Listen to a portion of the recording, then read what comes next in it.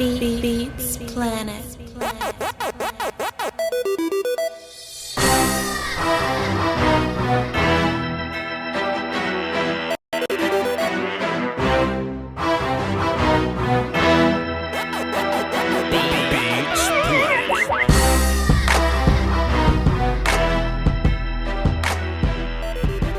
And we back.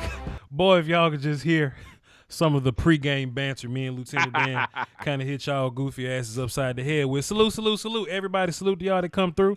Salute to y'all that have been here before. Y'all are y'all are regulars here, but we saw some new people in the chat box. I am Voch Lombardi. Nice to meet you. You probably saw some of my my film work or my big board or my new goofy ass mock draft or whatever. But this the live stream. I like the live streams way more than the damn film work because we get to talk and exchange ideas and fuss and bring other people along for the ride. Like Lieutenant Dan. What's up, Dan? Hey, what's going on, guys? It's your boy Lieutenant Dan from Unintentional Grounding. You may have seen me over there on Unintentional Grounding or somewhere on the Twitterverse talking about how the Falcons should take AJ Epinesa beyond all the odds that are climbing against them. But that just being said, maybe you check out Voch Lombardi's mock draft because he had AJ Epinesa going to the Atlanta Falcons. I saw that. Indubitably. Are you happy about that? It would not make sense for the situation at hand, but damn, I would love to gloat in everybody's faces. Would it? Okay, so would it not make sense because the player ain't good enough, or y'all wouldn't want a defensive end that also plays 3-tech? Why wouldn't that make sense? I would not mind having that on the team, but with the way that we're currently built right now, you'd have to get rid of Tat McKinley.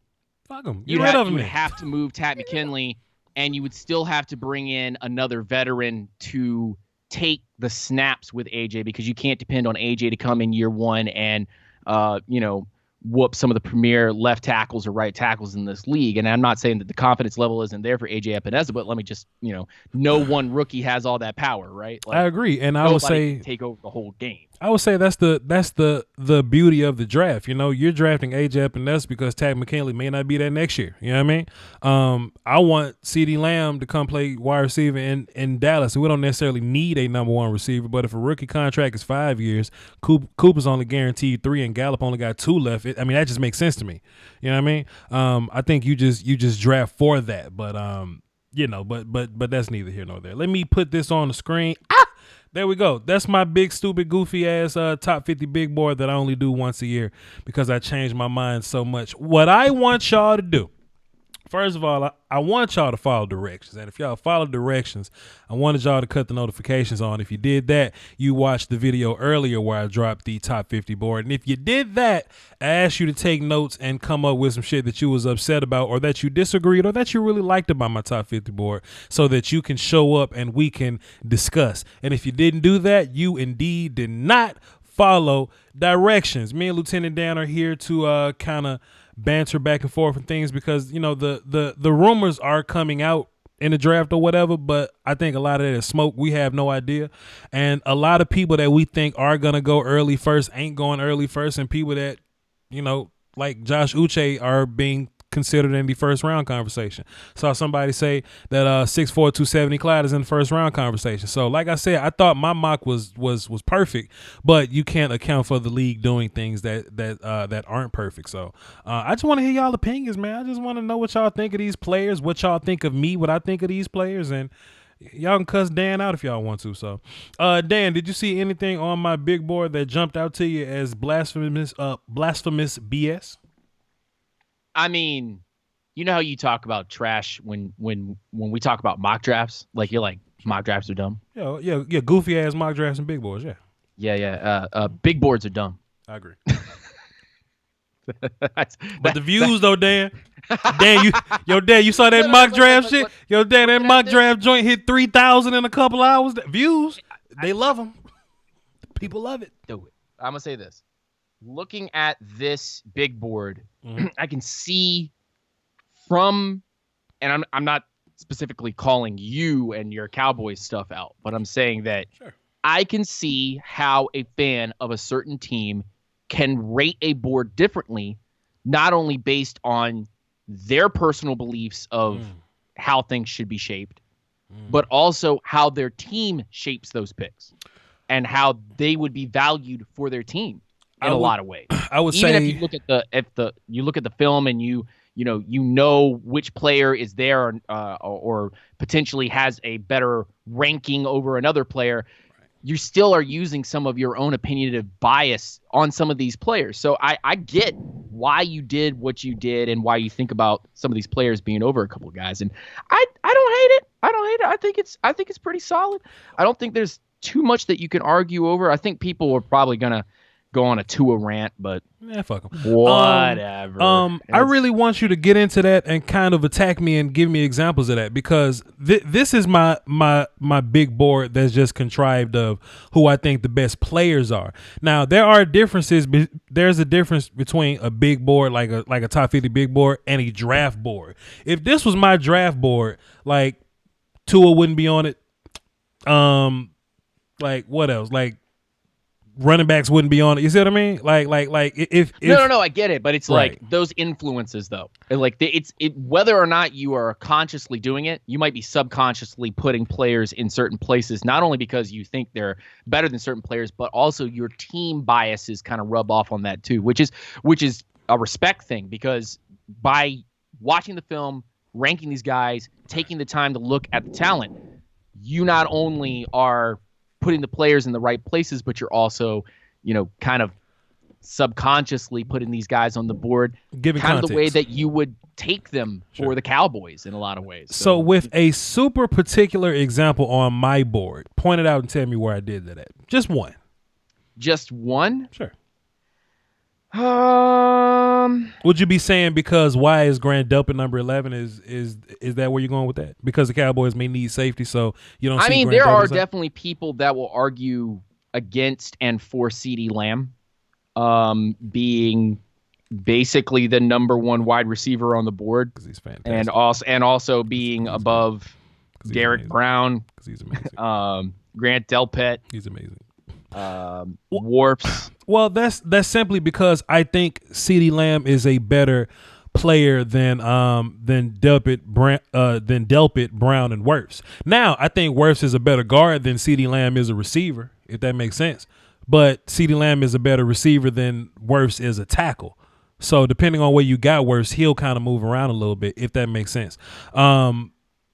Delpit, I mean, people got their reservations about him, but I think as a free safety, that dude's top tier. If you ask him to do free safety things and not do strong, these kids outside my damn window screaming. If you ask Delpit to do free safety things, he'll only do free safety things, and I mean, he's a top tier player. Derek Brown was kind of. He was kind of slow and fat at the combine, so he kind of fell down a couple spots for me. But I still think he's a good enough player. Does the combine really influence your picks like that? Because for me, the combine doesn't really, like, this has been my no.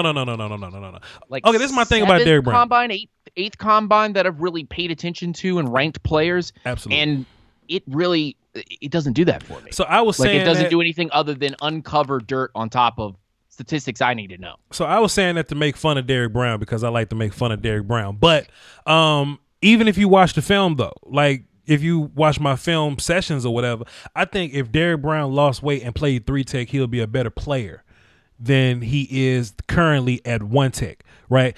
Because I saw a lot of film of Derek Brown not being able to deal with some of those guys at 1-tech, or to deal with the double teams that 1-techs are going to run into, or the big powerful guards. But if Derek Brown was to be a 3-tech and to be in more one-on-one situations, I think Derek Brown would thrive a little bit more. That's why Kinlaw is up there, because Kinlaw is going to be in those one-on-one situations because he's going to play 3-tech. He could play defensive end somewhere, but I think what you're asking Kinlaw to do, you're asking Kinlaw and Brown to do two different jobs. I think Kinlaw is going to do his job better than Brown. You see what I mean? Well, I mean, Kinlaw is already, like you were saying, he's the more athletic guy already. Sure. in that scenario. But also on top of that is like Kinlaw's ceiling to become an even better player. Indubitably. He has minor fixes that need to be done. Indubitably.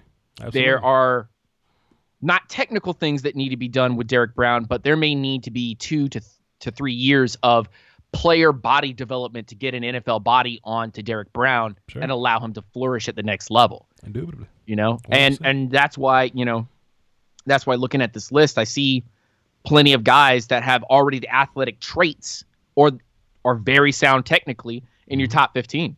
Sure. I mean, there are without question, your top 10 is got most of the technical guys in there and most of the guys that have pretty high ceilings. Sure. I got into a discussion with someone on a Facebook forum, 750. Shouts out to Bayo. He is an Ohio State fan, and he, sometimes when people look at these things hastily, they have emotion attached to it, right? And he was like, Chase Young, your number 5 player? How the hell that happened? I was like, well, he's my number 5 player. Like. Then he was like, well, Voch, you going to be wrong, da-da-da, boom, boom. So then I asked him. I was like, well, how you feel about Jeff Okuda? Well, I think Okuda's perfect. He's fantastic. He da-da-da. Well, do you think Chase Young is perfect? No. Well, shit. Then Jeff Okuda, who you may consider to have less flaws than damn Chase, why is Jeff Okuda not a better player than Chase? But I think sometimes you'll get so conditioned to people saying, hey, Chase is the best player in the draft and the number 2 overall pick. That's it. And you'll say it so much that it becomes, normalcy. Well, then right? that becomes a personal biasy. That is their own personal bias from how their life has developed, how they view players and positions, and the value of those players and positions. And moreover, what the draft Illuminati has been feeding them since they started watching football or they started getting interested in the draft and whatnot. That's being given a yogurt cup, and they peel back the little smiley face on the yogurt cup, and there's some yellow looking white yogurt, and the Illuminati starts feeding the yogurt and getting you fat with all of this name recognition on school, and film breakdowns that are really just showing athletic traits. It's not showing the technical traits of a player. Sure. And so that in a lot of ways, like, I don't think that Chase Young is a better player than Okuda. Sure. I really don't. And also, of a position of value, Okuda's value as a player is better than Chase Young, especially since his talent level is one of the 2 top corners in the draft. Sure. So when are you going to find those talents? Sure.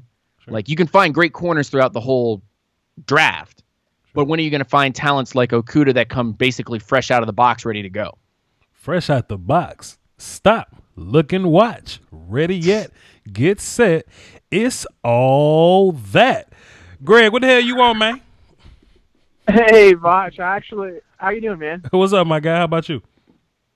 Good. I was going to ask, being a Cowboys fan, you obviously have Tyron Smith. Mm-hmm. You see a lot of similarities between Willis and Smith, coming that Willis played on the right side. I think Tyron Smith did as well at USC. Yeah, I think they're different though. Turn down your laptop for me. I think Jedrick is a more technically refined player right now. I think Tyron is a cyborg that was created in a lab that learned technique. You know what I mean? Because when you Right. watch Tyron's USC tape, and I had to go back and find this, and this is a damn VHS quality tape. Tyron was only a good run blocker. He wasn't a great pass blocker back then. He was just super athletic, and he was built like a damn superhero. So he had to learn how to pass block, all the technical things to it. And that's where the whole ceiling conversation comes from. Tyron Smith's ceiling was through the roof because all he had to do was learn how to play football. He wasn't even like the left tackle. I think like Khalil was the left tackle at the time. Whoever the Khalil brother was at USC at the time. Yeah, Matt Khalil. One of those guys. So Tyron isn't as good technically as Jedrick is right now, but I don't think Jedrick is the athlete at all that Tyron was. But I do feel what you're saying with the whole. I guess Tyron Smith is more like Tristan Wirfs in that regard, because I think Wirfs is pound for pound the most athletic guy in this class. Tristan Wirfs ain't even close to Tyron as an athlete, though. That's the crazy part about it. That's the ridiculously crazy part about it. And I think Wirfs' player profile is different in terms of I would absolutely play Wirfs at guard, but I wouldn't play Tyron. He's a mauler. Yeah. He's more of a mauler than he is actually a technically sound player. Athletically, he's got all of the heavy lifting and whatnot, but you might want to move him into right guard year one, and then kick him out the tackle later. Sure. Well, he's better in open space and things like that, but I think when you put him on an island, the Penn State guy ate him up. You know, when they forced him on an island like that, I feel like he just needs to be Sure. fortified by two bodies around them. That's why I want him to play guard. And Yeah. and then let me just kind of clear this up too. Like, just because you play guard, that guard is not an inferior position to tackle. It's just sometimes you're built to deal with things quicker and more powerful. You know, if you put tackles against Aaron Donald in a shoebox, you know what I mean? Some tackles get their ass whooped, but some guards really, like, they anchor and they react quicker. But sometimes guards can't move quickly outside and deal with pressure on that island. So you're absolutely right. I think they're different. I think both positions are different, and Jedrick would be fantastic at guard, but you know the NFL is going to do goofy NFL things. Well, it seems like all these offensive tackles, the top four guys that seem to be talked about the most, are just so close in ranking. It almost makes me feel like if you're needing an offensive tackle, that depending on how far Josh Jones slides to one of these teams that picks high, just go up and get him. You know, take your guy early on, and then because I'm really high on Josh Jones. I thought, you know, he didn't go up against the competition that some of these other guys we've already mentioned, but he was really good in college, man. He really hardly gave up pressures, and Right. if you watch him, it seems like he knows how to use his hands better than all these guys. I'm a big fan of Josh Jones, actually. I think he's being a little undervalued here because of where he went to school. I think that matters though. If you look at the guys that Wills and Thomas had to go against, I mean, I think that's real life. But not hating on Josh though, because he had to go to the Senior Bowl as well, and he kind of did okay against those guys. He got whooped up a little bit, but he did kind of recover in the Senior Bowl. So we did see him in some capacity versus some better competition or whatever. But I think him playing the teams that Houston plays, I think that's a real life thing. But Josh Jones is a better tackle to me than Wirfs is. Absolutely. Right. Yeah, he's definitely a better dancer, kind of finesse guy that you want on the outside. I don't know if he has the power to play in guard. Sure. But yeah, I'm pretty high on him. I thought he did pretty well at the Senior Bowl, actually. When they put him at tackle, I think they put him at guard for a little bit, and he didn't do too well. Sure. Just going back to the power talk. Another thing I was going to ask you about, something that's catching some steam from what it sounds like, is CJ Henderson is higher on a lot of teams' boards than Jeff Okuda. I'd take Henderson over Okuda myself, and I'll tell you why. I think the number one trait you look for in a corner is just coverage ability. I think when it just comes to man-to-man coverage, I think Henderson, it doesn't get much better than him. I think Okuda is probably the better player if you value a guy who plays more press. He's going to play more zone. But I think Henderson, he can go step for step with pretty much anyone, and just really good at opening up his hips down the field and sticking to these really fast receivers. I'll say this, Henderson is not the most physical guy, and I know a lot of these teams really want their corners to tackle, so that might be a deal breaker for some of them, just depending on what scheme you run. But I wouldn't be surprised if Okuda slid a little bit, you know, and I'm not going to say he's going to go behind Henderson, but I think Henderson he's going to be a top 10 pick. I think he's going to be picked closer to Okuda than what people are thinking. There's a portion of the draft process where you start to see mirages because all the evaluation is over and we're just waiting on the draft. And I think we start to overthink things a little bit. Now, I respect your opinion, Greg. I've heard you say a lot of things on the show. You have some great takes. You ask a lot of good questions, my guy. But what I would like for you to do before you're final on that take, I just want you to go rewatch Jeff Okuda, my guy. I just want you to please rewatch, because sometimes that'll happen to you, man. Sometimes, you know, when we look at these top 5 guys, we just pick so many holes in them. And we'll see other guys kind of rise, and we'll talk ourselves out of something, and we'll start seeing mirages out there. Please, please, please, before you make your mind up, before Thursday, just rewatch Jeff Okuda with a little bit of context. If you got to watch them next to each other, please, just do that. But relax, buddy. I don't want to scream at you because you just started calling the show. I want you to keep calling, but please. Yeah. Relax. No, I feel you. You know, and I think if you were to line them up, you know, 2 videos just put together against maybe a similar opponent, I think they're so different. You know, it's hard to almost compare them. I think Okuda he looks like he's got the thicker frame, But Henderson, he's got all the quickness and speed you want. I think Okuda definitely plays more physical. I think it just really depends on what scheme you want. But that's another guy. I think Henderson's a guy I think's being undervalued a little bit just because he's kind of a finesse player. You know, I think we like our players in here to be real tough and physical, and we want our corners to play press. But there's teams out there that really don't. They're like, I want my cornerbacks to be able to cover. I want them to be able to run with these guys down the field. And I think if you're one of those teams, you might just prefer Henderson. That's all I'm trying to say. I think if Okuda goes to a team that just lets him play press and lets him play zone, I think he's going to be a great player. Yeah, Greg, I'm gonna go ahead and get you up off the phone here, man. This damn Okuda. This Okuda talk getting a little spooky, man. Greg, I I love how you got Edwards-Helaire at 34. That's the last thing I'm going to say. That's like my favorite player in the draft, man. I love watching that guy. He's fantastic, but shit, you got CJ Henderson over Jeff Okuda. Appreciate it, Greg. Absolutely. Check out Chris Sims, Voch. Check out Chris Sims. Who? Chris Sims, man, he's a really underrated, the old quarterback from UT. He's a really underrated draft analyst. I think you'd really like him a lot. Yeah, I heard of him, man, but I try to keep it Voch Lombardi till this thing is over with. I don't want nobody polluting my mind, but appreciate you. No, I feel it. It's just good perspective, man. But you take care, all right, Voch? Yes, sir. Salute. Lieutenant Dan, what you think about CJ Henderson better than Jeff Okuda? How far back is Christian Fulton? Before I answer that question, how far back in your mind is the talent gap between Okuda and Henderson and Fulton? I would say it's not incredibly far because I do like Fulton. Fulton got his flaws. Okay, Henderson, hold on. So let me take Okuda out of the equation and say if I lined up Henderson and Fulton next to each other, yeah, who's the one? Who's the better corner of the two corners? Of the two to you. How far is that gap between just those two? I would say Henderson is better, but not like too crazy. See, I have this sinking suspicion that, yeah, we'll see Okuda probably go in the top 10, somewhere in the top 15. But I do think Fulton and Henderson go really, really early too, though. Yeah, no. I was going to say that I don't think that Christian Fulton is top 25. I think he's top 20, maybe even top 15.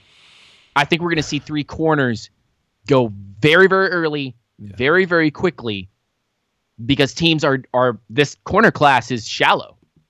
It's actually very shallow. Somewhat, so yeah. In your first 50 picks, all the good corners are gone. Yeah. all of them are gone. So you barely made it out of the second round, and there's no corners anymore. At least ones that have you get them fresh out of the oven kind of guys, and they're on the field and they can begin to transcend into better players. Because the way that I see it is I see some teams looking at Christian Fulton with all the smoke going out right now with CJ Henderson. And I think that Christian Fulton might actually get picked before CJ Henderson. Oh, it's going to be spooky, man. Thursday going to be spooky. I'm telling you right now, there's GMs out there that are looking at it going, even though I don't agree, I understand how spooky this shit get. And I've spent my entire second half of draft evaluation trying to get people to stop saying that won't happen. Fam, stop. I no longer have faith in these GMs and front offices, man. This shit can get spooky. I don't never want to say what can or cannot happen. I may disagree. The New York Giants. Just listen to the smoke that's been going on with the New York Giants, where they go, for months now we've seen Isaiah Simmons at 4, Isaiah Simmons at 4. Suddenly, you go take a little research, and you go, oh, Isaiah Simmons has not talked to anyone. It's spooky. He hasn't talked to. He's either he has not talked to anybody, or he's kept his entire camp on lockdown. And there's no phones in the house. There's no computers in the house. There's a landline. That's all they got. Yeah. Because if that must be the case, because we have no news on them. And suddenly the Giants start talking about offensive line. In their the offensive line, all five of them. Yeah. Yeah. And so, where are we now? Crazy shit. One question before I get into the next call, real fast, like a 5-second question. Do you think you can take Chase Young fresh out the box? You know what I mean? Take the wrapper off of him, and he'll line up day one and beat Tyron Smith. No. I appreciate you. Let me get into the phone. Chatbot's getting kind of wild. My bad. Dan, do you think Jeff Gladney is better than Jeff Okuda? Gladney better than Okuda? Yeah. No. Okay. But I think Gladney is very close to Fulton. Yeah. Very close. I have a platinum caller. He's a new platinum caller, and his name is Noah that likes Gladney better than Okuda. Like, that's his. Not anymore. Oh, okay. Well, wait. Time out. The artist formerly known. Because look, Dan, what I did was I told Noah, I say, Noah, I appreciate your opinion. I respect it, but I just want you to go home, do a little more research, watch a little more film, come back, and let's talk about it. Noah, you're back, sir. Let's talk about it. All right. So I watched Okuda and Gladney twice after we talked. Yes, sir. And Okuda moved up like 4 spots on my board, Well, like shit. five. Well, shit. And Gladney moved down like 10. Well, shit.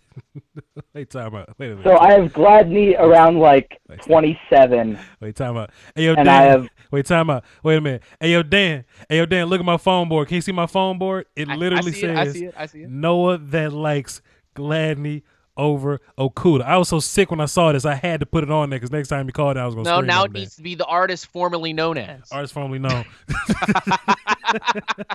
The artist formerly known as over Okuda. My bad. Go ahead, Noah. My bad. Go ahead. Okay. So now I have Okuda up at like 7, and I have Gladney down at like 27. There's nothing wrong with that. Sure. Okay, cool. But what changed for you though? Okay, so I didn't realize that. I think Gladney has a lot of trouble with routes that like break towards the line of scrimmage, like comebacks and stuff. Sure. And I didn't realize that Sure. earlier. Now, watch this. Let me help you grow as a scout. Why do you think that's the case, sir? I couldn't really tell. Like, he gives up a lot of separation. Because he's a little It's not bit. like when he gets the in routes or like crossers, because he can cover those with ease. But like, if he gets a 13-yard comeback, he has trouble with it. Because he's a little bitty. And if he's bailing, well, not. Oh, that's another thing. Thing. If he's bailing and he's in front of the receiver and the receiver comes back to the football, he's got to not only come back to the football, but he's got to go through the receiver to get to the football. And if you're a taller, long-armed cornerback, that'll give you an advantage. But even though Gladney has long arms, Gladney's still kind of short. He's still a little bitty. So he's going to have problems with any routes where you got to come back to the football. So that's that, you know. Now, if it was like if the receiver was if he was running like a 9 route and Gladney had to get his eyes on the football to find the 9 route, that'll be different. Or anything breaking to the inside or whatever. But if the receiver's coming back to the quarterback, you better have some attributes, sir. But go ahead. Yeah. I also thought Gladney was a better run defender than he was. But oh, can we talk about your mock draft for a minute? so you talk about whatever you want. Wait. No. Back that up. Gladney was not as good as a run defender, right? Right? As I thought he was. Yeah. Right. He sucks. He sucks at that.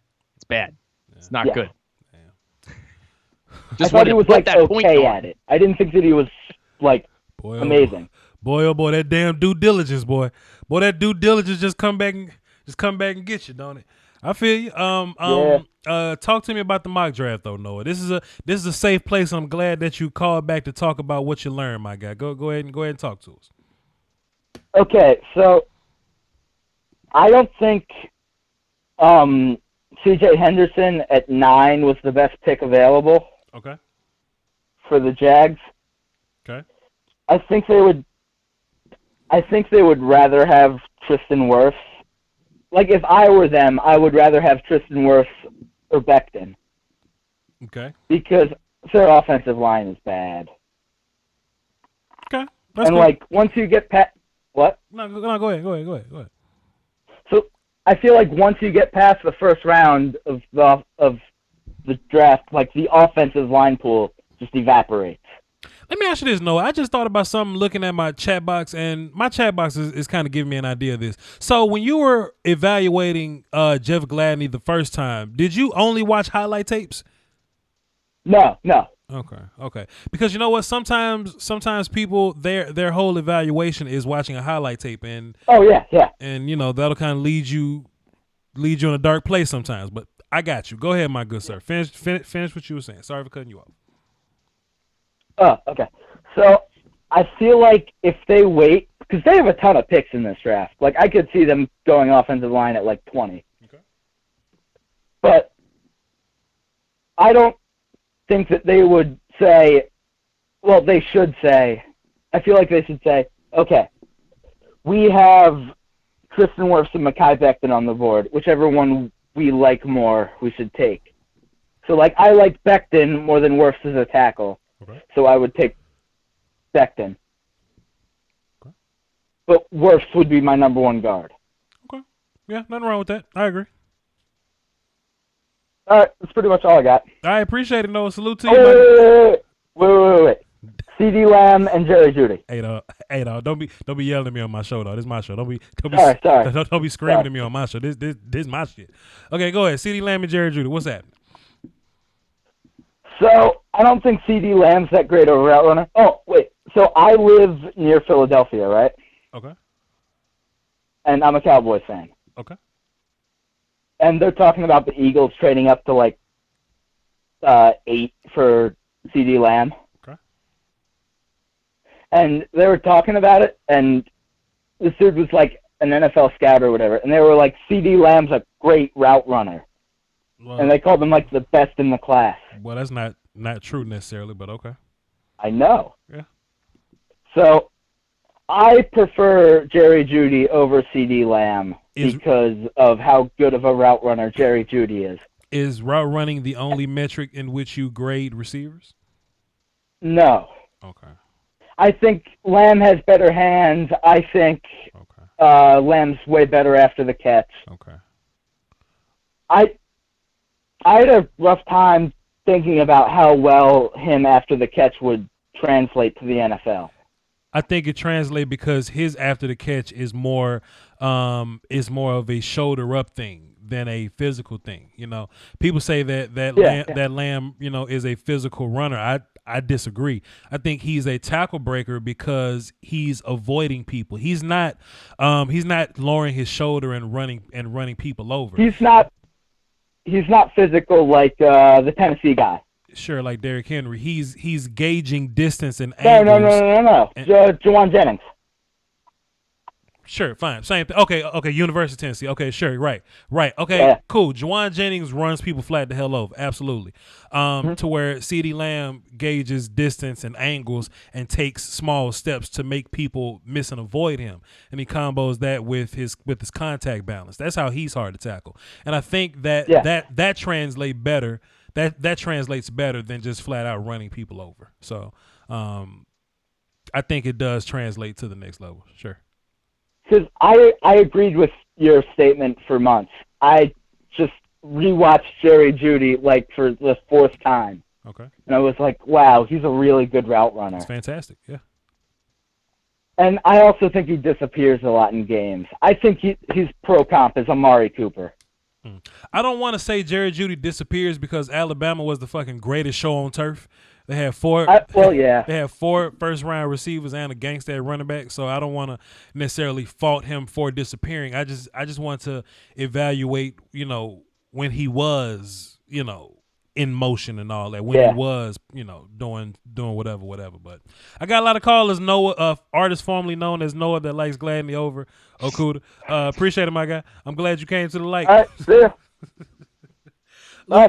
Lieutenant Dan, when you're evaluating a draft class, how often do you go back and rewatch guys? You're talking about after the class has already been drafted. No, like pre-draft. Like, because sometimes you can watch guys way in like December and have your opinion. But then some new guy shows up in damn March and now you like, oh, I like this guy a bunch. Well, you know what? Let me go back to Jeff Okuda and figure out what I liked about him at first. And then you compare that fresh new Okuda take in your brain to that, Jeff Gladney or whatever. Like how often do you have to go back just to stay current on prospects? I think that when I do my draft evaluation process, like starting from July and then going all the way to draft time, you better than me. I check out depending on the year, I check out the previous year's tape on that player if I can get that. Mm-hmm. So that's once. And then I will watch all of their games, depending on who I'm checking out. I'll watch all of their games for that specific year. And then, so that's twice that I've watched them. And then I'll probably come back only one more time right before the draft starts, but it's only very specific players. If I have a doubt on somebody or numbers are not adding up or I'm hearing this or I see something at the combine. So maybe a total of 3. Okay. But that's not every prospect and that's not every single class like that. Just I think it depends on my team's need, the hype on the draft class, and whether or not the class is full at certain positions. Because I watch so many players, I forget how good the good players are. Oh, yeah. You know what I'm saying? So I had to go back and rewatch them and shit. I was like, man, damn, I forgot how tight this motherfucker was. I forgot how cold this motherfucker was. You know what I mean? But okay, cool. Good talk. Mississippi Manny, what's cracking? Hey, what's going on, Voch? What's going on, Lieutenant Dan? How's it going? Everything, my guy. What you got for the show? Man, Voch, what do you think about Mekhi Becton? Do you think he will actually get in NFL shape and stay in NFL shape to live up to his big potential? See, this the thing about it, though, man. He 360 pounds, but he ain't fat. That's the problem. He in shape. He's just a big ass boy. He's just heavy as hell.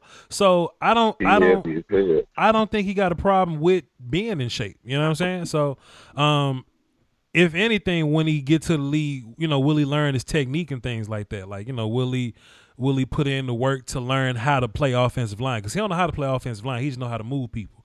You know what I'm saying? So it's just more so will he learn the small stuff. Yeah, he's one of those guys that should have played defense, but Yeah. That's how they go. I don't know, man. I'm looking at him, man. They talking about his weight fluctuation. I'm thinking, does he?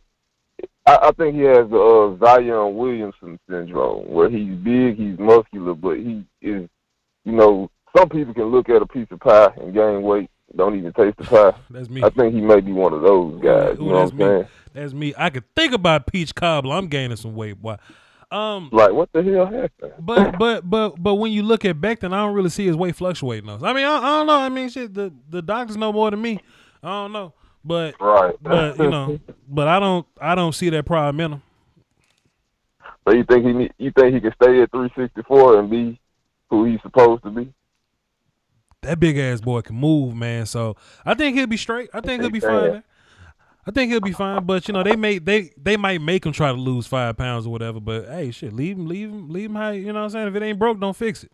I mean, his NFL body isn't even ready yet, so he hasn't even played an NFL season. Once those coaches get their hands on him, he won't be the same player. Shit, he might get bigger. Shit, he might get bigger because of the weight room. So shit, we'll see. I mean, depending on how big he already is weight-wise, just fat content, he could drop all the way to 330 or something like that, but still be, sheesh. Yeah. And that's what I was thinking, Lieutenant Dan. If he get around 330, maybe 340ish, because he's super athletic for his size, but if he just slim down a little bit, you know what I'm saying? But I kind of like that though, maybe man. Maybe that weight loss will just help him with his quickness and with his endurance on the field. I think, you know what I'm saying, I'm looking at him as a potential prospect. What do y'all think about the Chargers not going quarterback at 6? If you're the LA Chargers and you're picking at 6 and you're going to say, hey, we're going to ride with Tyrod Taylor, who do you pick? The best player on the board, so that's probably Isaiah Simmons.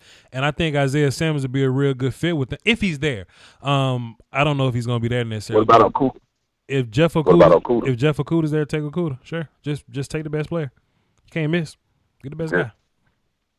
Just take the best player. Can't miss. And they could go like Chase on or something. They better not get Chase on. Oh my God, what if you know what I'm saying? And you know what? Like, man, that's another thing though, man. That's another thing though, play. Like, we don't know what the hell these teams thinking. You know what I'm saying? I'm thinking I wouldn't take Chase on that high, but somebody watching the film on Chase on saying, well, that's a quick twitchy pass rusher. Give me Chase on at 6 overall. Come on, Giants. Meme again. Show us virtual memes. Give us the best meme. Please. Boy, I'ma You're laugh. sitting there at 4. Don't screw up this joke. You could do it. I believe in y'all. Missy, man, let me ask you a question, man. You be on Instagram, dog?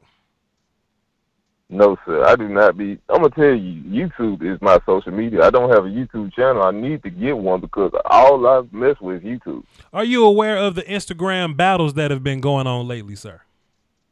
What, the beat battles? Yeah. Like the DJ? Yeah, but you know what, man? I'm such a gun guy. Like, other than sports like boxing and football, a little bit of basketball, man, when I'm in that truck, I'm riding around listening to people talk about guns for like 8 hours damn near every night. Man, that's me too, dog. Okay, man, look, peep this out. I'm going to say this, I'm going to lead, though, man. So I just did the most adult thing I ever did in my life up to this point. I just paid off my truck, you know what I'm saying? So I got a whole $350 a month. I just ain't got nothing else to do with. I'm trying to build this rifle, dog. I'm trying to build this AR-15, dog. I'm trying to do it. Bro, you are living the dream right now, man. I'm sitting here trying to piece stuff together because I got a couple of ARs, but man, I haven't did anything to them like this. So I'm sitting here piecing them together, trying to do the best budget versus quality on my parts because as you know, gun parts can get expensive.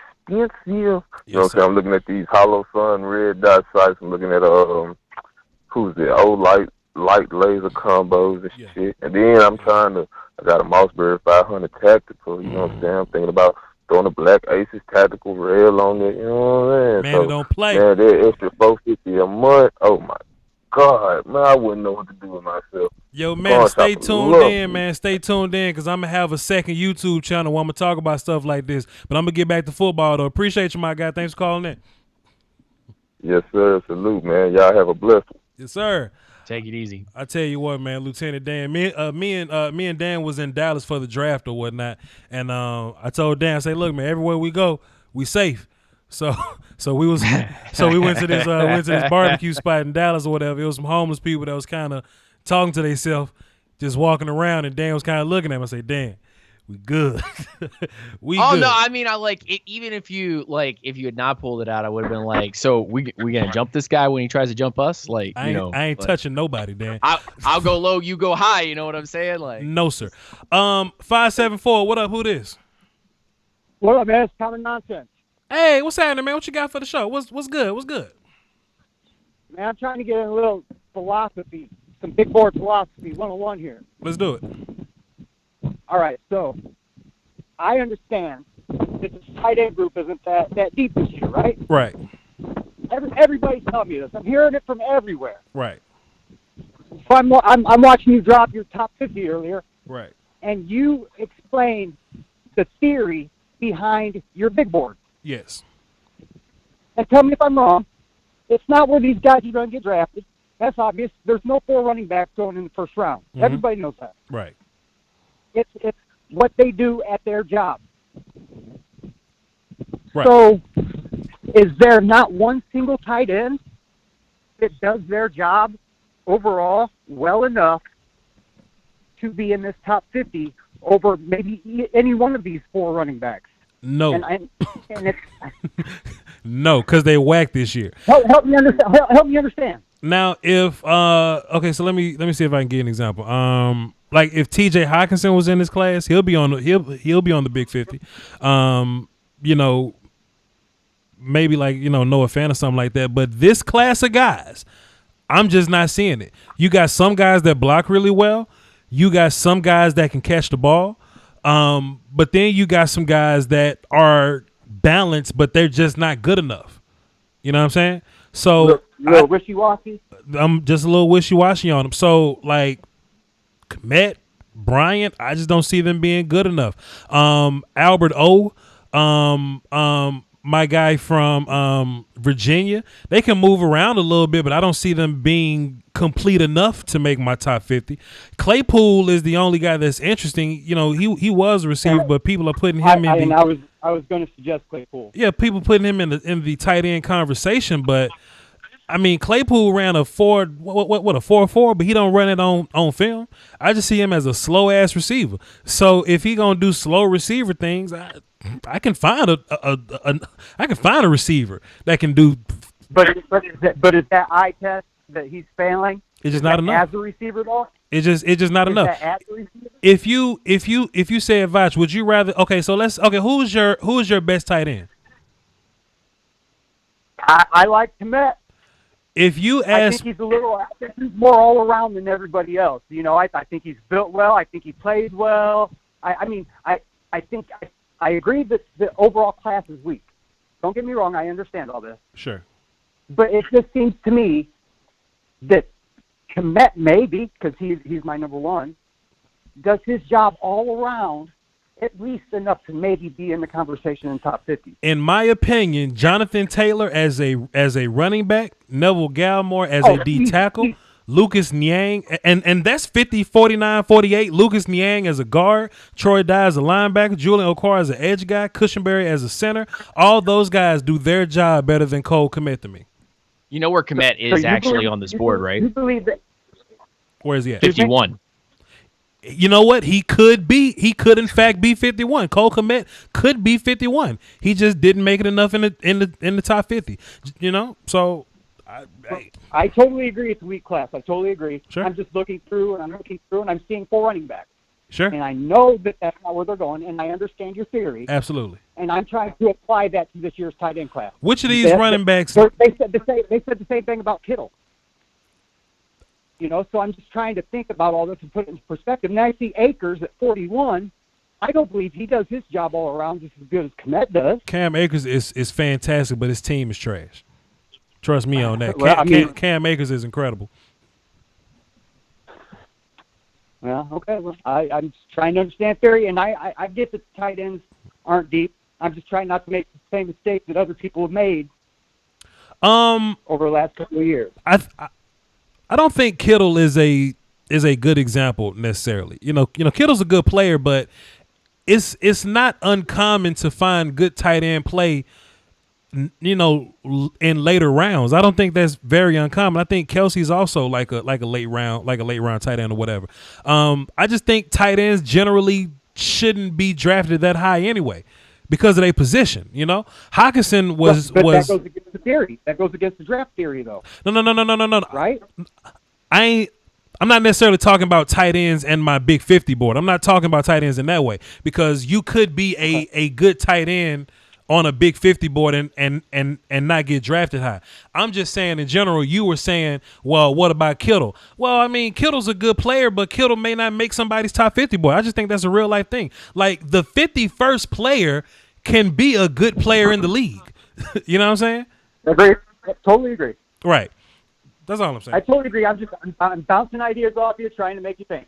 Sure, absolutely. I feel you on that. I appreciate it. It's just that I just didn't think the tight ends this year did enough. Now, if I was to make a top 100 board, it'll bound to be a tight end on there somewhere. But I just think we'll make a tight end. Yeah, we'll find a way to fit somebody in there. Sure, whatever. We'll squeeze somebody, politic our way through it. But right on. I just like my top 50. Besides Cam Akers, who would you take off to put on Cole Kmet? You know, after I seen Cam Akers, I really didn't focus too much on it. I mean, let's look. How about this? This is what I want you to do. Watch this. I just did this with Noah that just called earlier. I want you to go back and watch Cam Akers with the context that his team is terrible and look at what he's able to do with no offensive line, quarterback, or receiver help. What I really value in running backs that Cam Akers does is Cam Akers is able to make room by himself to where even if my offensive line is bad and I'm a running back, I can create space on my own and live. So if you put Cam Akers on an offensive line that's good, he'll be even better than what he is. I want you to rewatch Cam Akers with that context and call me back Monday and tell me what you found out about it. Yes, sir, and I'll actually apply the same with Cole Kmet. Sure, possibly. Okay. But you know what? At the end of the day, I don't hate you for your opinion. At the end of the day, because It's not my opinion. It's not my opinion. It's just an idea that I'm throwing out there. Okay, that's cool. Yeah, sure. Okay, that's fine too. Because me and Dan said at the very beginning of the show that big boys are stupid, and I did this for the views. So, Right. So, hey, is Cole Kmet a top 50 player? Sure, hell yeah, if you want him to be. But you know, just not on this He's list. a top 51 player. Right. Just not today. Right. All right. Appreciate it, Good my guy. enough, man. Thanks for your time. Yes, sir. See, Dan, don't you like good discussion like that, man? Good back and forth discussion like that? It's positive for the whole community to be able to have that type of discussion and be able to, just kind of think of some things maybe that we're not accustomed to because we're so, ingrained in what we already know about this class. Like we've already figured it out. And maybe there is a team that wants to take Cole Kmet in the early second round, late first round, just because, I'd be ecstatic. Memes. I'd be ecstatic. Look at Kansas City. Maybe Kansas City pulls him and just goes, well, I mean, we don't really need it, but we saw something we liked from the 49ers where they have two pretty decent tight ends. So why not slap two decent tight ends on here with a little bit of speed? Take Cole Kmet all you want to. Just let somebody else bump down the draft. That's my vibes. Here's Ed from Atlanta. What's cracking, Ed? What's going on, Voch? How you doing? What's up, Dan? Hey, what's up, buddy? Everything, my guy. What you got for the show? I got a little CJ Henderson for you, my man. Dan knows how I feel about CJ Henderson, and that's my guy at 16, or maybe even higher. But just to kind of rein in Okuda versus Fulton, I want to say that the only thing special about CJ Henderson is kind of similar to what you just said about Cam Akers. His Cam Akers line is completely trash. If he has to make a jump cut to dodge somebody behind the line of scrimmage and then power through somebody to get 4 yards every other fucking carry, I mean, that's my guy, to be honest with you, because ain't every NFL situation going to be the best. And if you're taking a guy who's running through lanes and then you put them into a situation to where they have to start dodging people in the backfield, it's probably not going to work out. And that kind of translates into talking about CJ Henderson, because, boy, they left him on an island. Like, Okuda was cover 3, cover 1 the entire game, had a decent safety over the top. Same thing about Fulton. I can't count how many times that Grant Delpit bailed him out. They literally leave dead ass, like they leave CJ on that island. His safeties, I believe, are told not to help him. I think that's the only thing that separates him, because CJ Henderson in the league and in college football will not get burned deep. He may get beat deep, but his ass ain't getting burned. And I think he's got the best burst to the football. I mean, just like what you outlined in your video. Okuda's not breaking on the football like CJ is. And Okuda doesn't have the speed that he does to be able to sit on a curl and then for the receiver to run that double move and then for Henderson to burst back up to the football and then be back in position. And that's another thing about Fulton. I believe the other caller before you was talking about Gladney. Receivers like him will get stacked and then get the ball caught on them. Because, number one, they're not big enough, and number two, they're not fast enough to get right on the receiver's hip. CJ Henderson got both of those. And I know Okuda has size, but he doesn't have the burst. And so when we compare corners, I just like to take the full context of each player. So I believe, to me, it's 1A, 1B, Henderson, Okuda, whichever one you prefer. I don't really care. And then 2, Fulton. Because there's no way Fulton's doing for you on the football field what CJ Henderson does for you. Boy, the Henderson hive is thick out here. Hey, we out here, man. Hey, we out here. Thick out here, man. You know what, man? This bring back some good nostalgia for me, man, because I was a part of a hive once upon a time, and I actually led a hive back in my young day. I'm old now, and I don't lead hives anymore because, I just don't have the energy for it. But the Pat Mahomes is quarterback number 1 hive. I led some gangsters out here. I had people I called them SEAL team. I had people in Reddit. I had people all on Bleach Report, all the little forums or whatever. We was going to spread the word. Pat Mahomes at quarterback 1, and they wasn't having it. They wasn't having it. So trust me, I get your passion. I understand your passion. But boy, Henderson over Okuda, boy, Dan, you got something on that? You got something on the Henderson hive and the Henderson over? I ain't got nothing to say to you, man. I don't know what to say to you. To be honest, man, like, and this is just coming from my own group and talking to my own guys. It's like after watching the film, I'm a part of that hive. I'm about that life. I'm about that life. I'm about CJ Henderson. I like the style of play that he brings. I like what he does better than Okuda does, and that is a bias. So if we want to talk about the best corners and rank them, it also has to come with the idea that how are those corners going to be used on each one of those teams, and what were they told to do at their respective teams in college. And so I have a bias of CJ Henderson being the guy, and there's evidence to say so. So I'm a part of that hive. You could call me a drone, I guess. I'm a part of that beehive. I'm with it. I'm down. I think Okuda plays with a little better tackling and technique, and I think that's a real life thing. I think he does, but I think to go back to your point about Mahomes, I think that's really interesting because I think the same thing, because I was part of that Mahomes train too on this channel. Okay. So I think the same thing I like about Mahomes is he can be late and put that shit on the money. He can look at a lead rate, he can stare at his first receiver too long, come back to the other side of the field and look at the post and hit that shit on the money. And that's the same thing that I like about CJ Henderson. He's the guy who can sit on routes but still have that ability to recover and then make a play on the ball.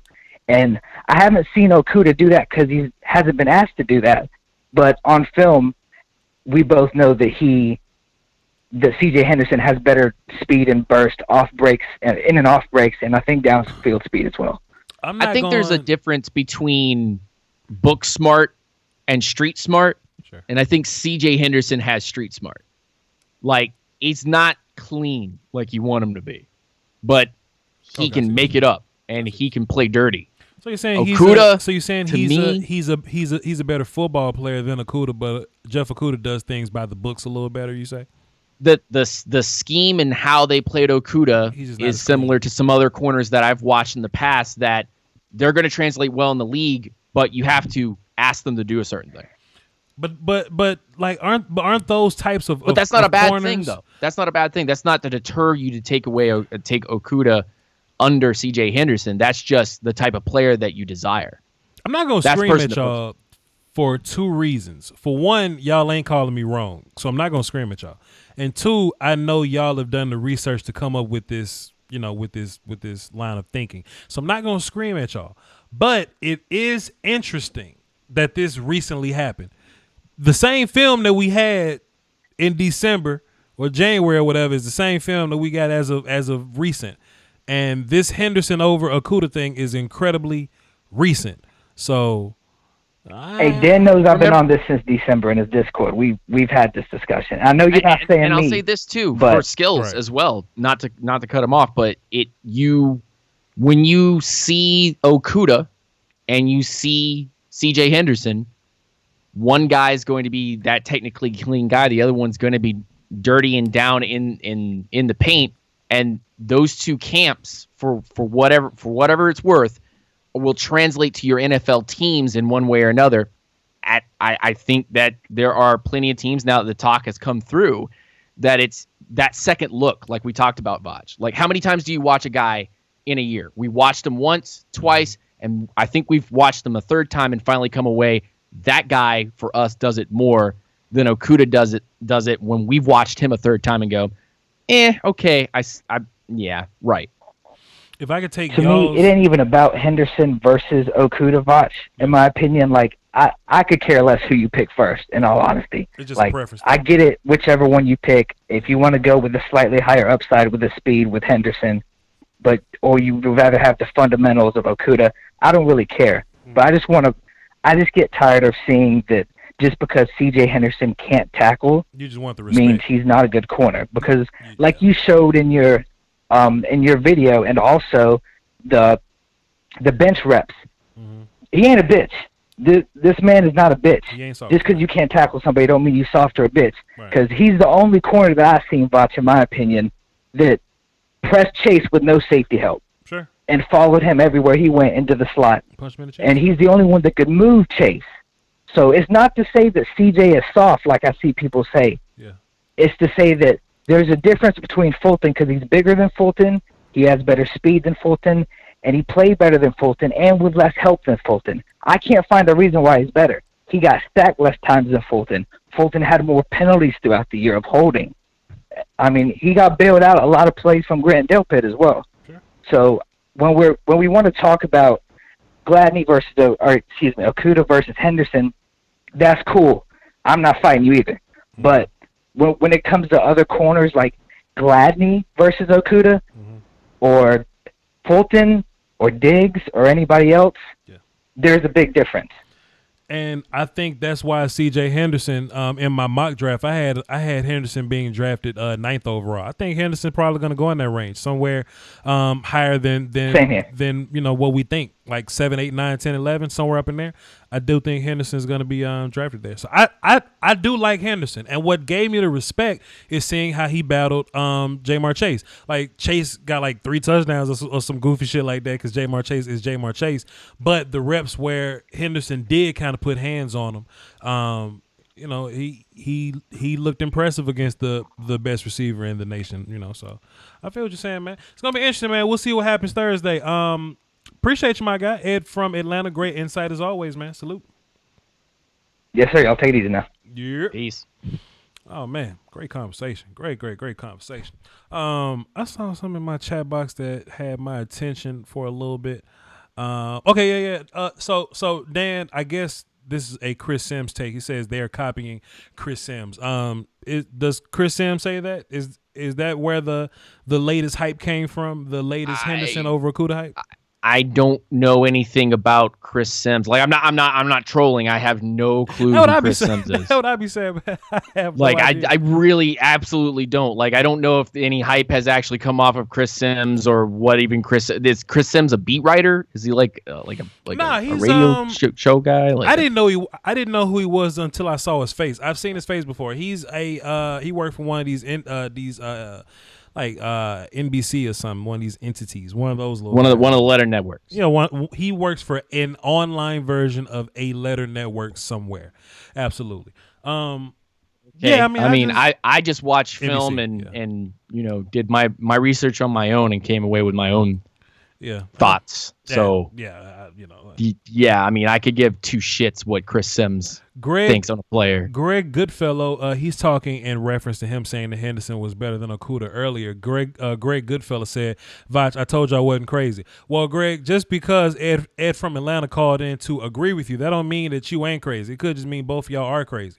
So Dan openly admits he crazy. So I mean, hell. all 3 of y'all might be crazy. But hey, maybe. It is what it is. We got what time is it? It's 7:11. We got a battle in the conference has been So locked. we're gonna lock this thing up. We're gonna take 3 more calls. Wrap things up with Dan. We're gonna talk in the chat box for like 5 minutes, and we're gonna get the hell up out of here, put our suits on, and go watch Babyface battle Teddy Riley. Raider Bob, what's happening? Yeah, you running late, but I tell you what, I got the perfect tight end for you. I'm late. What you got? What you got, Raider Bob? Becton. You want Mekhi Becton to play tight end? Yeah, we put him in. We put him in as eligible receiver. And if that doesn't work out, I put him in as linebacker.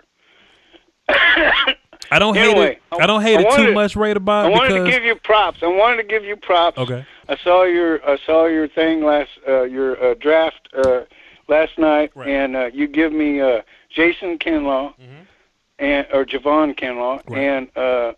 And then you give me Justin Jefferson as my receiver because I think the Cowboys stole the damn receiver from me. I don't know what you're talking about. And I ended up with Justin Jeff, and then I had to go look.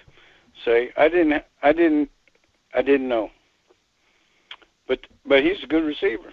Hell yeah! Look, man. Look, people say I hate the Raiders. I gave the Raiders my number 1 defensive tackle and my number 2 receiver. Come on. Yeah, and I was torn. I think we had this conversation a month ago. Sure. I said, we got so many damn holes, that it looks Mayock looks good drafting because the bar is so low on all of our players. Right. Yeah, you can improve everywhere. Tell you what, man, Jefferson's a fantastic player. They can play inside and out for you. And if the Raiders walked away with that draft, y'all should feel incredibly good. But look, Raider Bob, I'm a fan of yours as well, sir.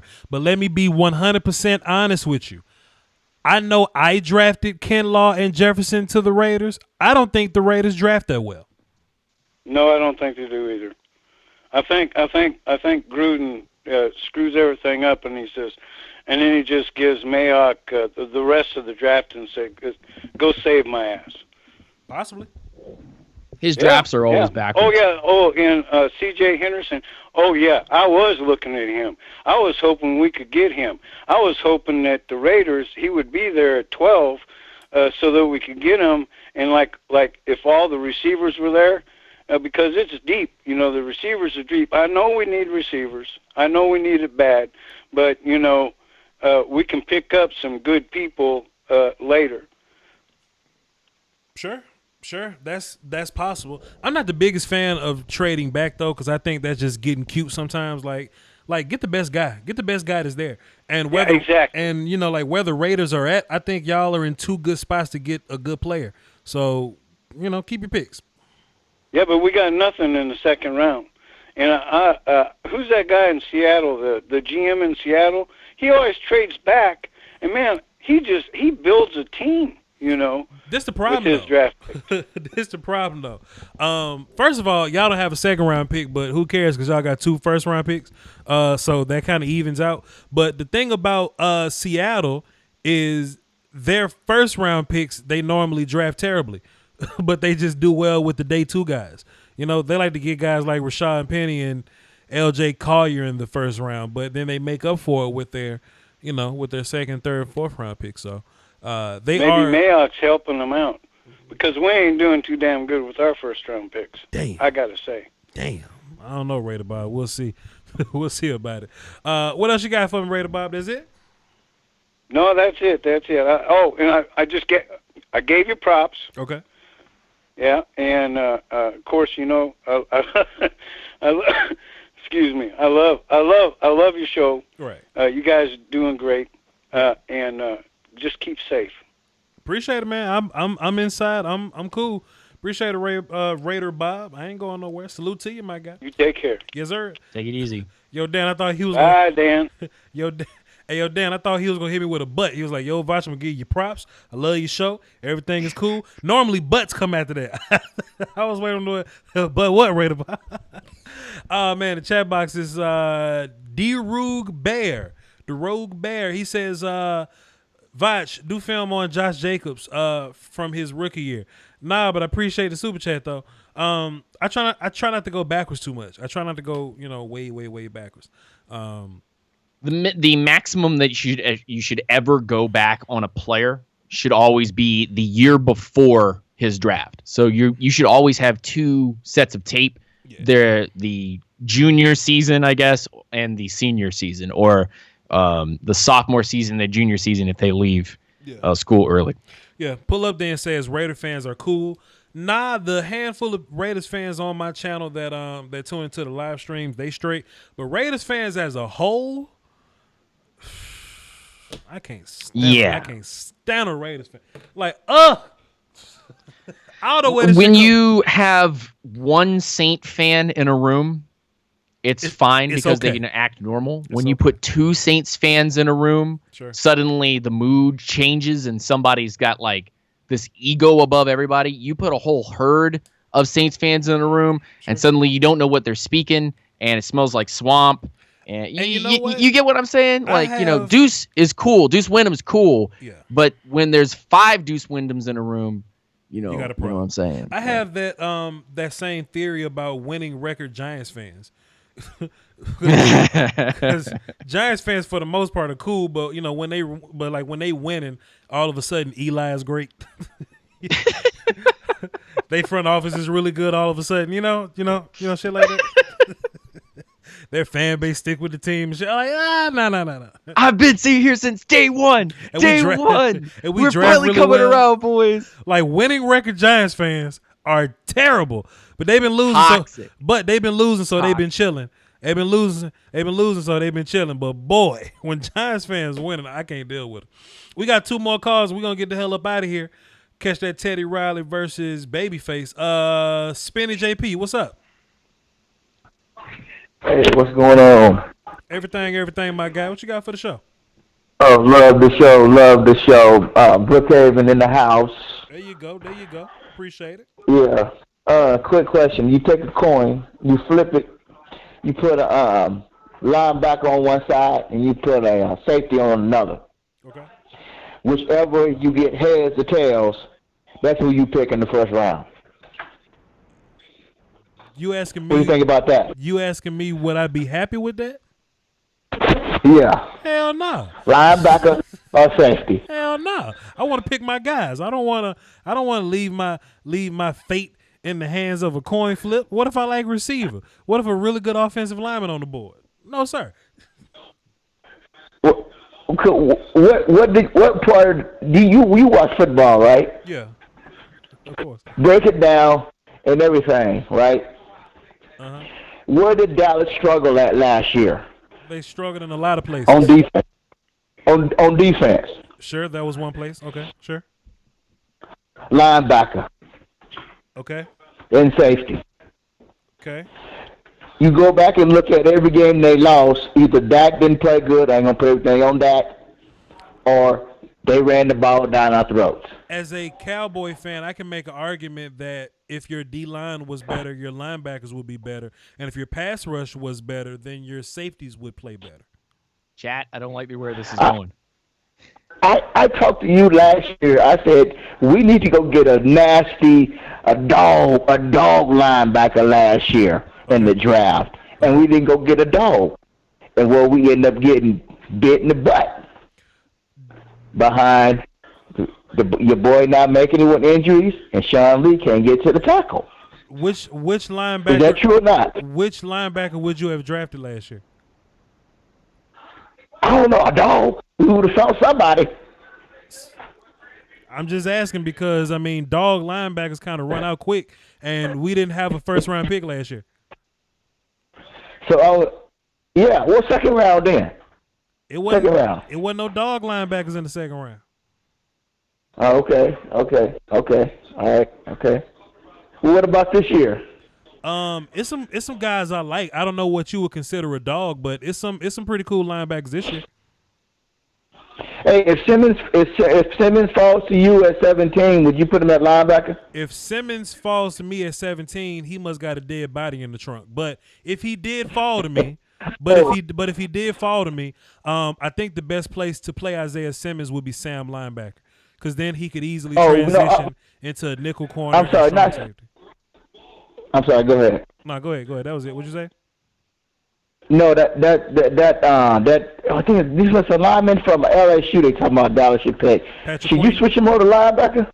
Patrick. Oh, you talking about Chase on? He's talking about Chase. No, Chase. Yeah, put him at linebacker. Chase is not a linebacker. He's a pass rusher. Oh yeah. Huh. Yeah. Okay, man. This between you, we disagree on this. We disagree because I need my linebacker or my safety first round, man. I don't care about nothing else. We can get that other pick in the second round, whatever you need after that. Why don't you just get your linebacker in the second round? No, we can't get no linebacker in the second round because his face value won't be as good. He won't be as. He might be there, but I'm going to get my dog in the first round, man. Why? So why can't you just get the best player on the board? Okay, so how about this? Let me ask you something. Okay, cool. So you want a dog at linebacker? Would you not? Yeah, I want a dog. I understand. Would you pass up on if Odell Beckham was on the board and Roquan Smith, the linebacker that plays for the Bears now? Would you pass up on Odell Beckham for Roquan Smith? Yes. I Yes, spinach I Yamaha. would. I spinach Yamaha. I'll let you, dog. I'm gonna go ahead and let you go, my guy. Are you out already? One more question, though. One more question. I want to say. One more question. I want to ask you. You said that if Tua was to go down to the Cowboys at 17, you would pick him, I and didn't you say still that. got Prescott. I didn't say You that. you said that in one of your live streams. I said Is that that. if that falls, would that be your pick? I said that like 3 years ago after Tua's freshman year. Okay, he's on the way at 17. Right. Would you get him? No, because Dak is fantastic. Oh, shoot. Okay. All right. I Hey, spin love the show, man. you know, Pregame gonna always challenge you. No matter what you see, I see things different. You see things different. But I love the show. I feel you, JP. Hey, look, you my guy, but you just let Odell Beckham get to the Philadelphia Eagles. So I'm gonna go ahead and hang up on you, my Don't guy. really care because I don't want the headache. Oh goodness. Oh goodness. I will take Odell Beckham and get that dude some therapy. Yeah, Lieutenant Dan. Was that DMX? That was not DMX. he damn. You know what? Damn. And I was just talking so good about my callers too. I was saying all the good shit about my call. Boy, I'm in the chat box. Voch. Look, Dan. You watch football? I do. Damn. Do I watch football? Dan, I was in the chat box bragging on my callers too, boy. I was bragging on my callers too. But I was like, hey man, look, I got the best callers in the business. Watch this, Dan. Spin the JP. Talk to us. We just disagree, bro. We disagree. That's the best thing he said. Okay. That's the best thing he said. We just disagree right now. We agree to disagree. Dan, okay. Dan, I never want to be in a situation where I come off as egotistical or cocky or braggadocious or grandiose or anything. But you can't ask me, do I watch football, dog? Come on now. He wants a dog. Come on. He wants a dog in the first round. Oh man. What is that? Did you get the bars though? You want Swift? Did you get the bars though? Because I was like, would you like Roquan Davis, the Georgia Bulldog? Did you get it? Did y'all get the bars? Did y'all get that? Y'all ain't catch that. Y'all missed that one. Y'all wasn't focused on that one. Oh my god. Y'all missed that one. Did. Man. I fucking did. I hope this last call do a little better, man. I just wasn't ready for Come on, you do it. I believe in you, last caller. Come on, come through. Last caller, we have got to end on a good note. You have a lot more pressure than you had at first. 512, what's up? Who this? What up, boss, man? What up, man? It's Z from Dallas, man. How y'all doing? What up, my guy? What you got for the show? First off, that last call was crazy. That's a good start for you. That's a good start for you, my guy. Yeah, a couple of things I just wanted to kind of get off my chest, man. So I'm a big Grant Delpit guy. Okay. And where you have him on your big board, I think that's really appropriate. A lot of people talk about him being like a second-round talent. I think he's more in that top 15. Sure. What do you think? I know you're a big CeeDee Lamb guy. Yes. Right? And I love CeeDee Lamb as well. I think he has the most potential out of all the receivers, even though I think Jerry Jeudy right now in his route running can help a team to have some offensive struggles. What do you think about the Cowboys if CeeDee Lamb and Grant Delpit are both on the board? What do you think about the Cowboys trading back to gain an extra pick? And what would that extra pick look like? And do you think it will be worth it to trade back? I don't like to do too much moving around from players that I like because the Browns really taught me that lesson. The Browns had the opportunity to draft Pat Mahomes, Deshaun Watson. They could draft Carson Wentz. They could have drafted a lot of players. They they got like Baker Mayfield one year, but they traded a pick back to get 2 extra first-round picks to end up getting Jabril Peppers and what's his face, the tight end from Miami, David Njoku. So Njoku, yeah. In my mind, I don't want to leave good players. I never want to leave good players. You know what I'm saying? So if Lamb is on the board, it'll be cute to go back, get Delpit, and get an extra player. But it'll be even more cute if I could just get Lamb. Now, Am I totally against trading? I just don't think trading back always works. I think more teams trade up than trading back. So what I want to do in a perfect world is take advantage of people being low on Delpit. I'm taking Lamb at 17 and trying to trade back into the first to get Delpit. That's what I would rather do. I got it. That makes sense. My other question would be, are you at all a little bit nervous about CeeDee Lamb being used correctly in the Cowboys offense? No, sir. Because I'm a little bit nervous. Like, I fully trust Kellen Moore. I'm a little nervous that Jason Garrett still got an imprint on him. No, because Mike McCarthy is the one that's in charge now. Kellen Moore is just calling the plays. So, I think if Kellen was in a situation where he wasn't doing things properly, we've seen Mike McCarthy take over in Green Bay before. So, I think Mike would take over if Kellen was to do things, improperly. Gotcha. All right, man. Hey, that's all I had. I appreciate you taking the time, man. Appreciate it, V from Dallas. I just plugged you in platinum. Next time you call in, you go to the top of the list, my guy. Yes, sir. Dan, take care. Take it easy, buddy. Dan in my chat box hating on Grant Delpit and shit. Say it to his face, Dan.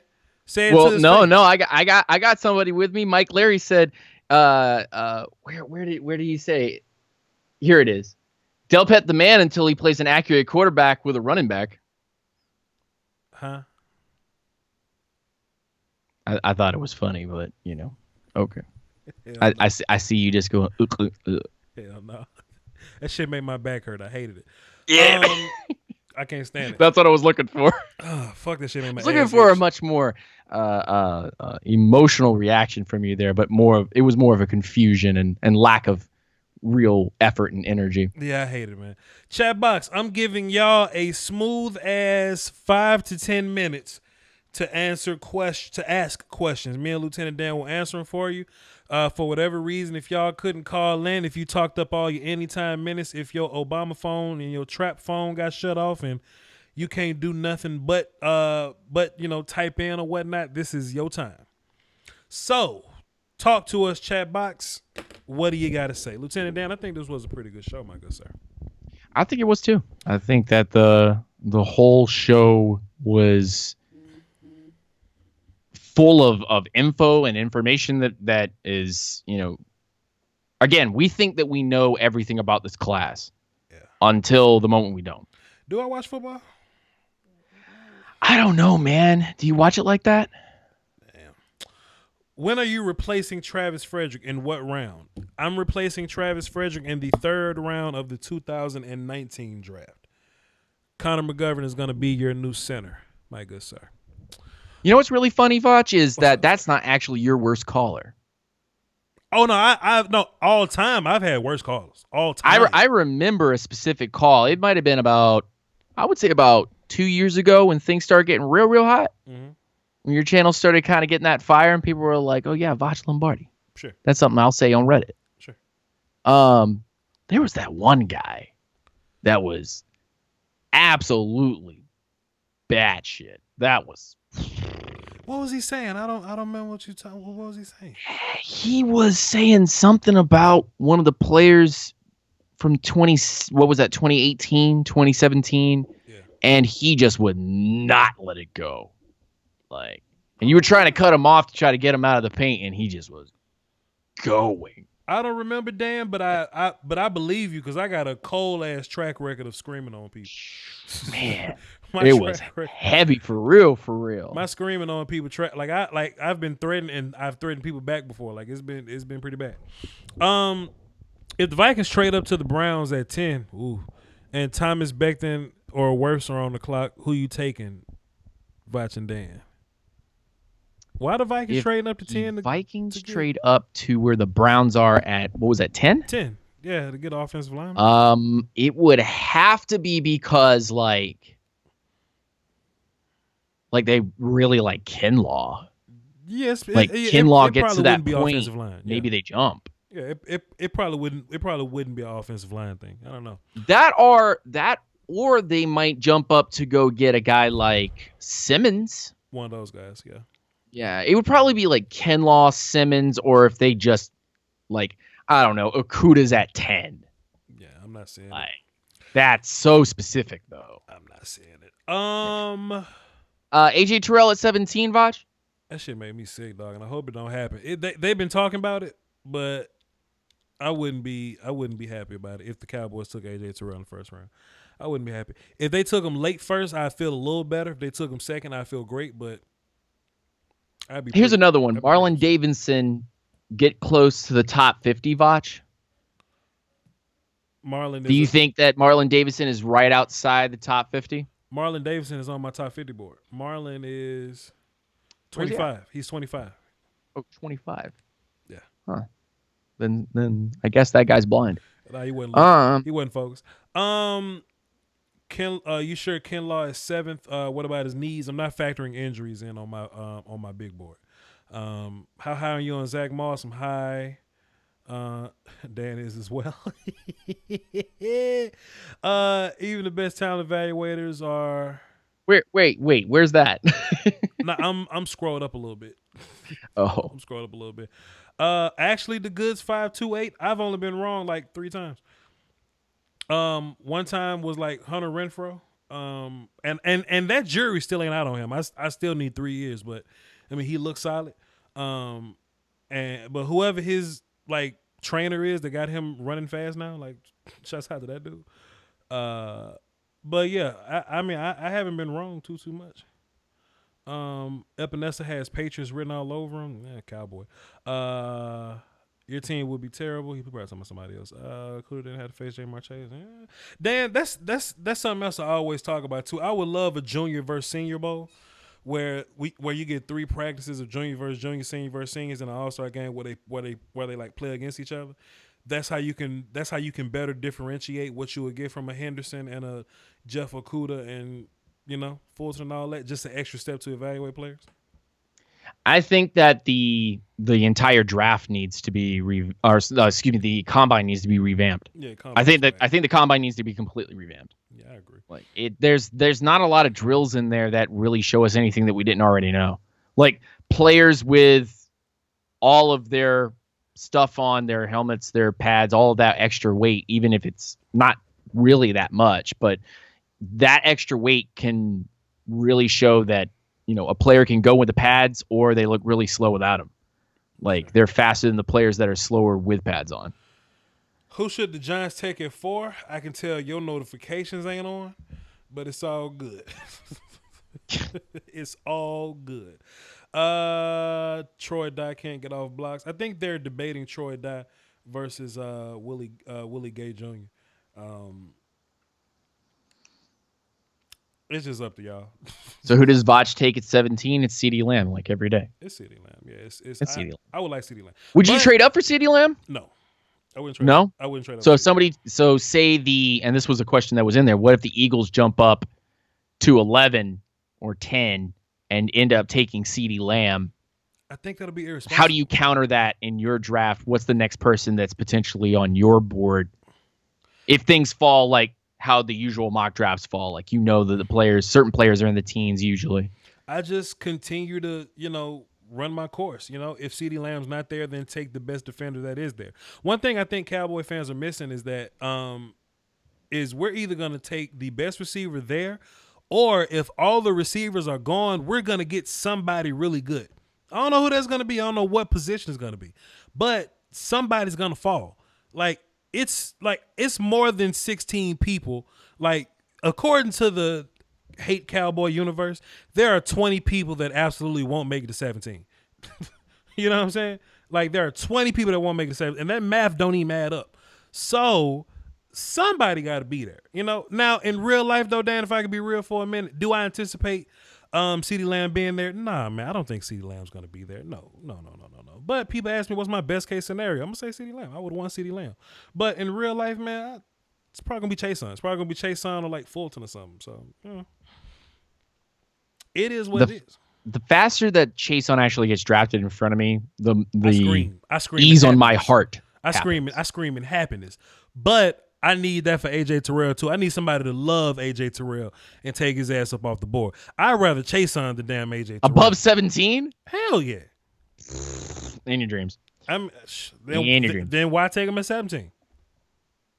and that's your immediate scare. My immediate scare is that the Falcons fall in love with Chason. He falls to 16. We get him at 16, we trade up to 11 to go get him at 11. Would you rather? And your nightmare scenario is AJ Terrell is drafted at 17. Would you rather AJ Terrell? Because we could trade if you want to.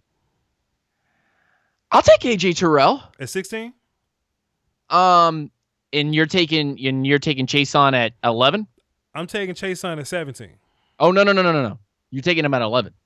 I said the worst case scenario for me is to jump up because we like him so much that we would go to 11. Oh, God. So would you take him at 11 and give me AJ Terrell, or do you want me to go up to 11 and get Chason and you take AJ Terrell at 17? I'll take Terrell and my picks at 17. Hell no. Watch a team use Jefferson as a deep threat. Well, Jefferson is a deep threat. He was a deep threat in college, so. I don't know why. I want the Bucs to take Chason. I don't know where all this recent Justin Jefferson ain't good conversation come from. I don't know, Dan. I just want to be happy, dog. I don't ask for much. See, okay, and this was something that I learned about you in 2018. Yes, if I can be real for just a second, is like you actually don't hate any player. No, sir. In this, let's just say top 55, top 60. Sure. Because there's some players that obviously you've left off your board that aren't in this ranking. Sure. But there's probably a solid 60 plus players that you like, that you would not actually be upset if you took that player at 17. Sure. You will be upset for maybe 5 minutes. Sure. And then 5 minutes later, you're already doing a film breakdown or you're doing whatever because you already have optimism of how you're going to put that player in place on your team and how they are going to succeed. There's a section of Cowboy fans and people in general, because they see how I move, right? That no matter what player we acquire, they go, "Oh, Voch is phony. Voch is a homer.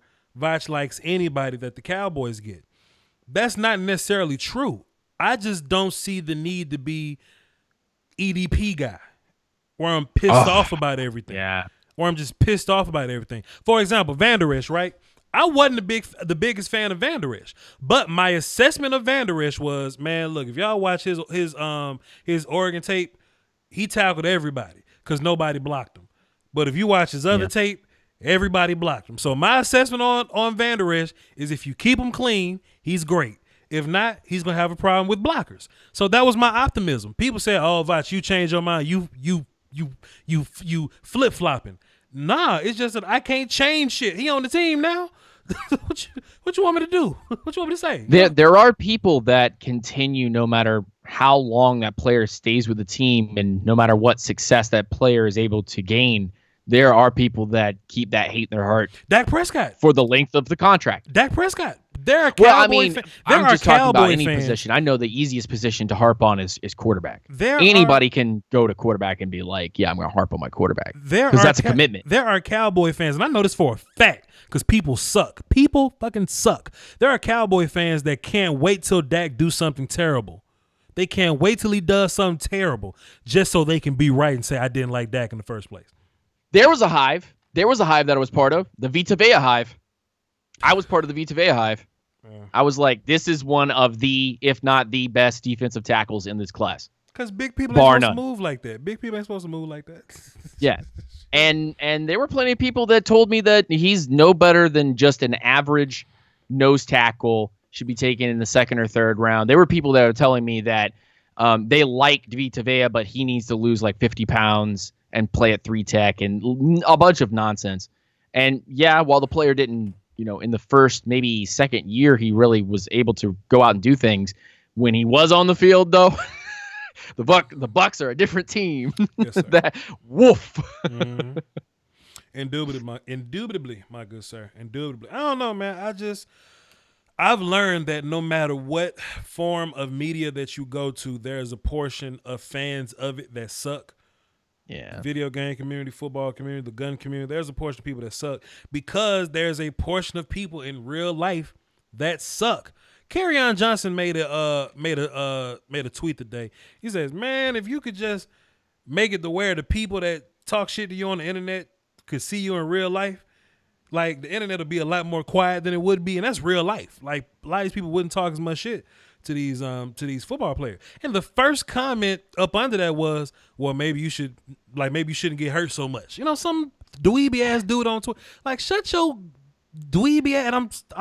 They just don't think about the real life aspect of it. It's like we as content creators that bring this particular type of content to you, it really does feel like you are in another world when we're talking about this kind of stuff, when we're showing film breakdown stuff. It's still not far enough away from that Madden aspect where it's just, it continues that same narrative of like, there's no sensitivity to players. There's no realism to it. And we take that realism out and we're numb to guys that are literally going to get a job. Like, this is their job. They went to school to go play in the NFL. I don't want to pull the real life card, Dan, but I grew up in a particular type of neighborhood. I don't live there no more.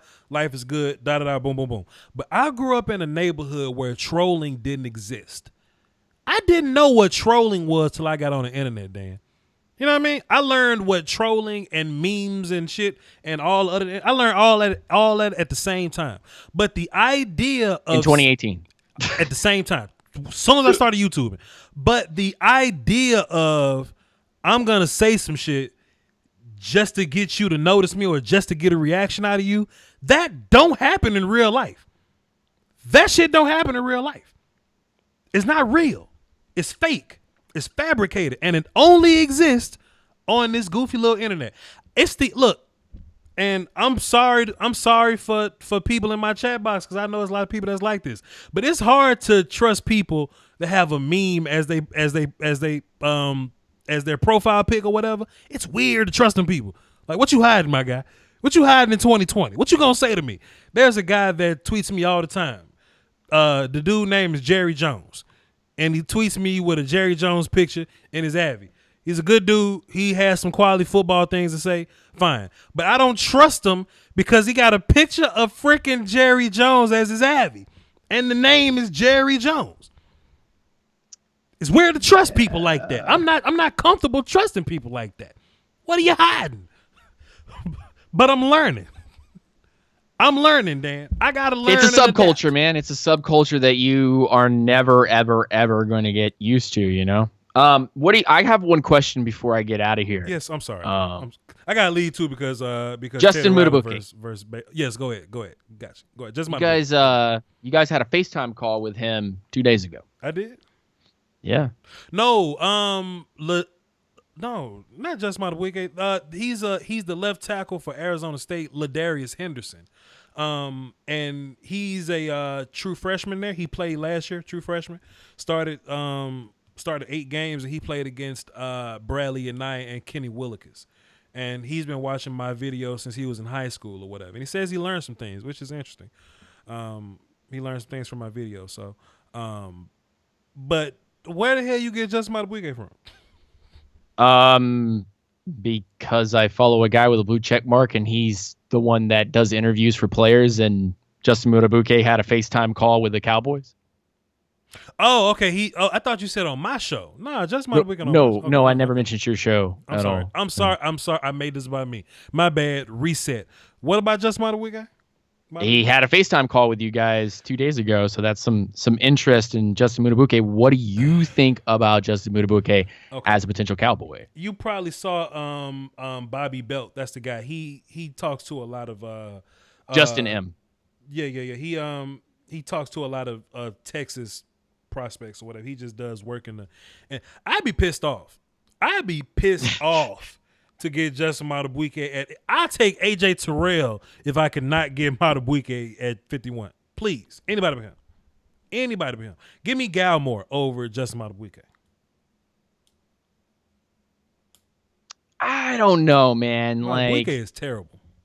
I just never fell in love with either one of those players. I mean, I agree. Gallimore or Mutabuke. I don't think that either one of them are more than Rashad Hageman.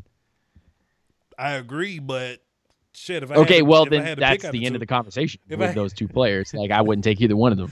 Give me Blacklock. I don't want Blacklock neither. I got a guy like him already.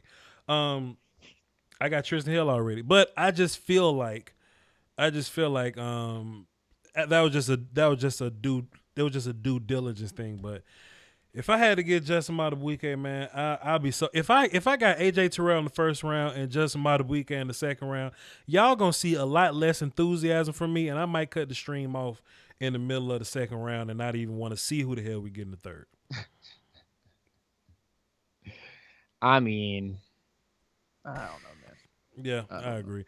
Chat box, this has been a great one. It's been fun. I appreciate y'all for tuning in. We've had a lot of good conversation today. I don't know how I got on my soliloquy about trolling in the hood, but we get on these long tangents, like just kind of doing our thing, you know. Anyway, but this was another good show, man. Appreciate y'all. Everybody that agrees, everybody that disagrees. I know I said I was gonna go on vacation today. Hey man, this shit don't always happen sometimes. But I'm absolutely gonna take tomorrow off. I'm taking Sunday off. I got some big channel appearances coming up, I guess. Dan, you want me to come on your channel at some point? Yeah, sure. Sure. Let's do it. Let's do it before the draft starts up. I'll probably be free like Monday or Tuesday or something. I'm free as hell Tuesday, but I'm doing a lot of appearances next week, so I'm taking Sunday off. And of course, we got them 7-hour ass streams that we doing on Thursday, so Thursday and Friday. So I'm still, just for everybody that may or may not be following my channel currently on Unintentional Grounding, you can find me there, UNGR_show on Twitter and Instagram. I might not be able to do a live stream like I was planning this year because I got a new job. And that is, I'm thankful to be part of the group of people or individuals that are helping people out right now during these, strenuous times. So I currently have a job that is allowing, the government is allowing to stay open and do their thing. So I don't know what my hours are currently. So it is to be determined whether or not I will have a live stream going, or maybe I'll tune in with Voch or something along those lines. So one of two things are going to happen. I'm going to say this right now. I'm either going to do this thing by myself or I'm going to do it with Dan and Coach Evans. That's the only two options we got. But either way, it should be fun. It should be a crazy one. I hope Dan gets off. Everybody put some kind of emoji to indicate that you hope Dan gets off so we can have a dope-ass little live stream or whatever. That would be great, man. I mean, honestly, if I had that day off, it would be absolutely spectacular. If I could not have that day off, hey man, I'm making money, and that's something that I need right now to keep the lights on. Can't complain. Let's go over these super chats before we get the hell up out of here. We got thoughts on Ruiz. People are saying he's the number one center.